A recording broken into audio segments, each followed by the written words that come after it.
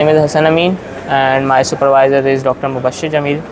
Today I'm going to present about the famous Poincaré conjecture, which was basically proposed by Henry Poincaré in 1904, and the conjecture itself has quite a bit of its history, and for about like 100 years it was unproven.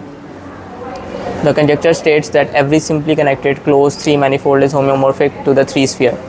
So what basically, if I would like to explain you what the conjecture is, so simply connected basically means that if you're on a surface and if you could draw loops on a surface and you could contract them to a point that would every loop could be contracted to a point that would mean that the surface is simply connected. An example would be of a sphere, but not simply connected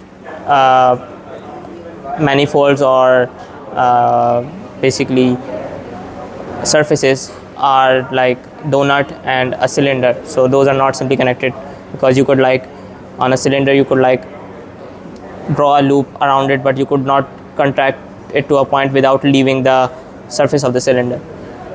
So a manifold, you could just think of it like a surface for now.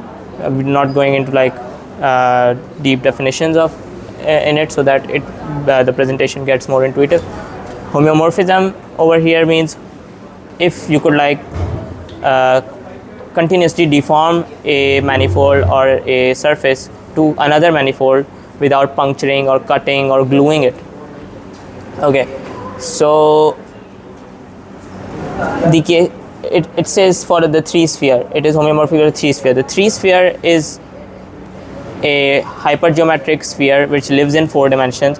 The usual sphere we look at as 2 dimensions because you could just go like 2 ways on it without so it needs basically 2 parameters to completely identify a point on it. So 3 sphere lives in like 4D. The cases for 4 and 5 were proved earlier in like 1960s and 1980s, and both of them got a Fields Medal for it. But the original question proposed by Henry Poincaré, which was this, was still unproven for quite a long time until 2002, when Perelman came up with his proof and he published it on arXiv. So let's go through some preliminaries so that it's easier for us to understand it. The idea of the proof goes back to Hamilton, who introduced this equation. This is the defining equation for Ricci flow. He defined it in this way, and if you basically analyze this equation, we have a temporal derivative over here with a metric, and we have a Ricci tensor. A Ricci tensor itself contains second order spatial derivative. So if you like connect it to other areas of mathematics, it's more or less like heat equation. So in heat equation, we intuitively study how heat is being diffused throughout the surface. If you like heating a surface with a candle or a lighter, and at one point it starts heating up, and after some time the heat starts to spread out throughout the surface. What essentially Ricci flow does is it does the same thing. It basically diffuses curvature instead of the heat. So for a surface, if you like every surface would have a metric. Metric is basically something which defines how we can measure distances on that surface. So if you apply this Ricci flow theory to a surface, that would essentially mean that you are diffusing out the curvature. So very high curvature regions and very low curvature regions would get smoothened out. So this is basically a smoothing process. So now let's move on to what is a kappa solution. Kappa solution is a special type of solution to Ricci flow equation where the curvature of manifold behaves in a controlled predictable way. So you could like think of, in some cases, when we evolve the manifold through Ricci flow, there could be some singularities in a sense that maybe throughout the flow somewhere the curvature gets too high and it becomes like point like behavior, or the manifold starts to like break apart or something like that. So what's a kappa solution? Kappa solution is a solution for this Ricci flow where nothing of such sort happens. So it basically behaved in a predictable way. So we have a bound for it. The curvature has a bound for it. So we'll see how this plays a role. The second is Hamilton-Harnack inequality. This inequality again expresses that the rate of change of the scalar curvature R is non-negative along the flow. It tells us that the curvature does not decrease too quickly in the direction. Since this is an inequality, so it's a big inequality, but it was quite it was not intuitive enough to like express it over here, but I could explain what it means. It basically bounds the curvature with some other quantities, so it points out that it would not decrease too quickly in the direction of any vector field x, because we could always draw vector fields over the manifold. We could define it and then given the contribution from the Ricci curvature. Now let's move on to the actual proof. So here I have presented it in a flow chart. The proof was about 80 pages long, so I basically attempted to like present it in a nutshell.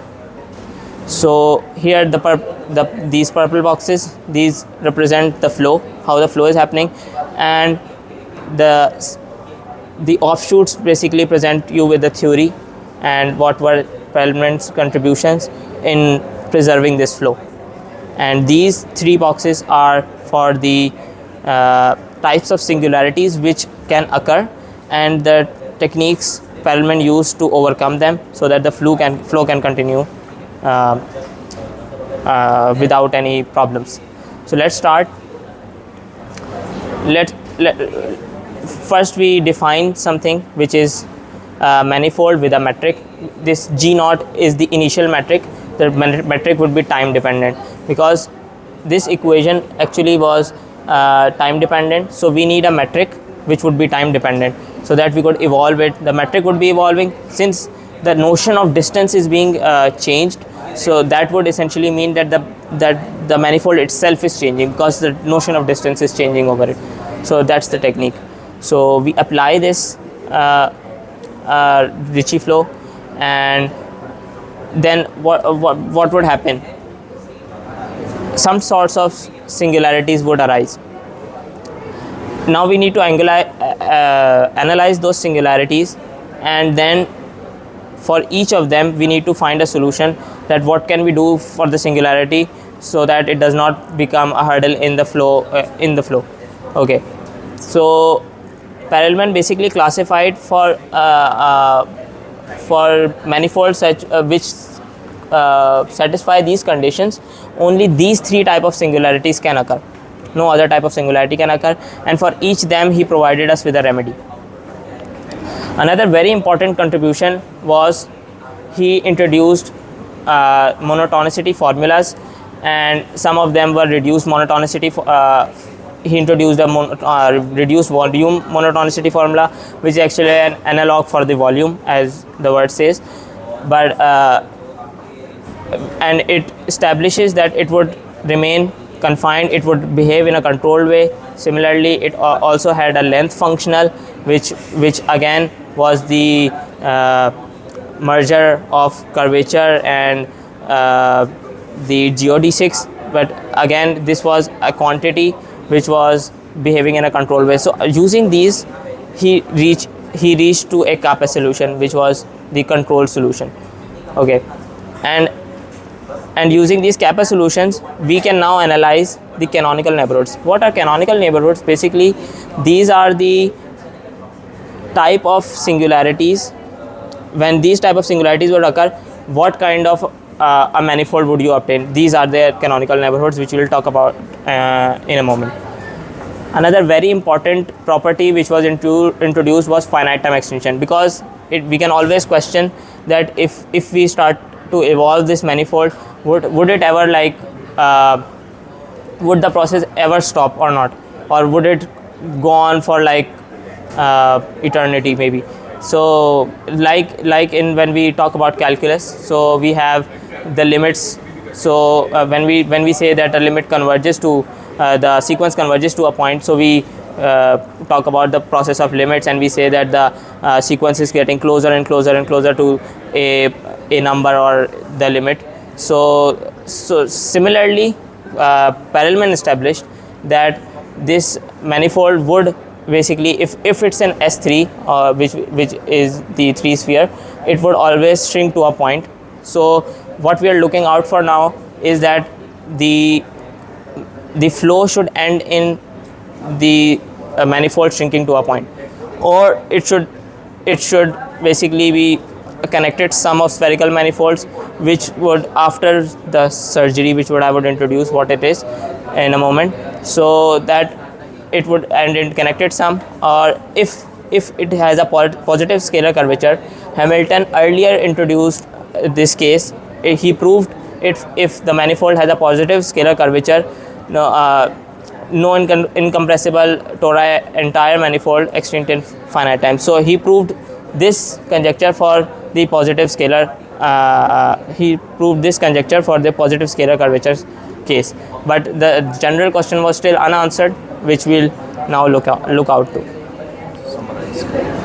Okay, so these were the 3 types of different singularities, and basically it was introduced that we have to introduce some sort of surgery into the manifold. That basically means that we have to cut some part out and then introduce some other type of structure onto it, which essentially was not disturbing the topology.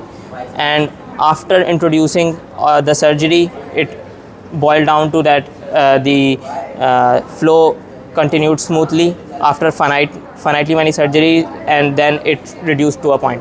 So that's what Perelman showed. But this application of Ricci flow extends beyond pure mathematics. In the previous month, a paper came out which showed the results in a machine learning model, which basically smoothened out the loss function, or the loss landscape. A typical loss landscape can look like this, with a lot of you can basically model a loss function as a manifold or as a surface, so which have many highs and lows. But as Ricci flow smooths out the surface, we can easily get the minimum points and maximum points which we are looking for in a machine learning model. So we are looking for where does the loss function hits its minimum, so that we could so that the results of the machine learning model are the best. So this was my project.